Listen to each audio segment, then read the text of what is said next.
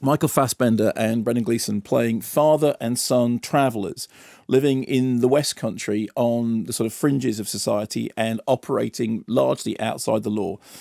Gleeson is Colby Cutler, who is a kind of godfatherish figure, who is instilled in his family, in his clan, a kind of a hatred of authority, an absolute refusal to believe what you're taught at school.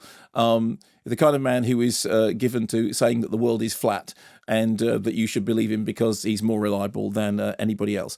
Fassbender is his son, who is essentially torn between, on the one hand, a life of criminality involving break-ins, thievings, and car chases with the police, who appear to be completely hapless, and on the other hand, the domesticity of having a wife and kids, and wanting for his kids for them to have a life and education which is different to his own. So essentially you've got this sort of 3 generations thing, in which at the top of it you have a patriarch who doesn't believe in education, doesn't believe in authority. At the bottom you have kids who are being sent at the moment to a very nice school. In the middle of it all you have Michael Fassbender's character, who is kind of caught between the devil and the deep blue sea.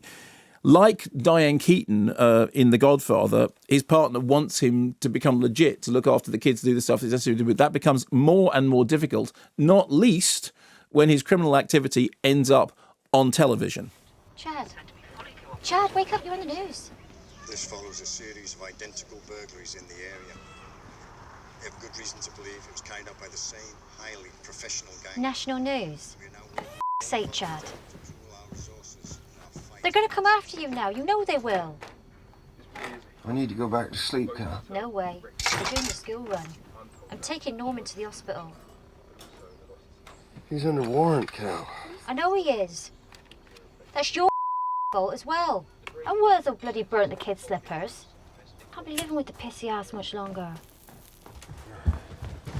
All right, monkey. Leave that alone.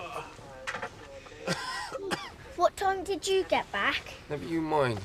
You ready for school? Don't want to. Want to go to the fair with Kobe. You got 3 minutes to make it to the car. You hear me, Ty? Ty, son?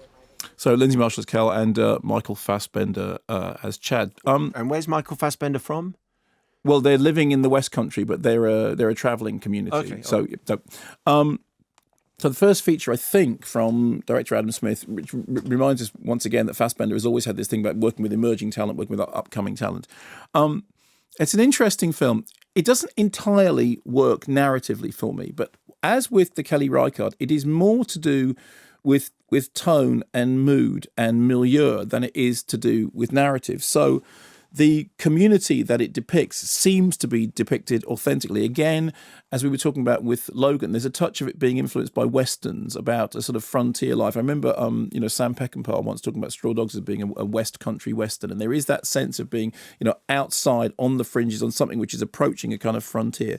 It's also very good on the way in which family bonds work, in the way that Gleeson's patriarch both loves and intimidates those around him, in the way in which his ideas filter down from generation to generation, that he's stubborn and bullish and difficult and awkward, and yet the family bonds are very, very difficult things to break with. Obviously, there's a religious tone to it. The title of the movie is Trespass Against Us, which, again, when you start thinking about it, is it's an interesting Trespass Against Us. It's about people trespassing, people literally, physically trespassing. It's about breaking and entering. But also, forgive us our trespasses as we forgive them who trespass against us. So immediately when you're watching the film, you're starting to think about forgiveness, and you're starting to think about judgmentalism and non-judgmentalism that is written into the title of the film, which also has a kind of biblical lost tribe theme going on underneath the action. As it moves towards a kind of Tree of Life finale, I think it somewhat oversteps its brief, and the later moments didn't work quite so well for me. But what you are left with is the sense of the encampment, the sense of the community, the sense of the family bonds, which have a kind of universality to them. And you, as with The Godfather, you get that sense of generational things being handed down from generation to generation, and people being trapped in a certain lifestyle that they're either trying to break away from, where they're trying to expand. And again, it's one of those films that when I saw it, I thought it's okay. the more I've thought about it, and I saw it on Tuesday and it's Friday now, the more I've thought about it, the more images of it have come back to haunt me and, and to be particularly powerful.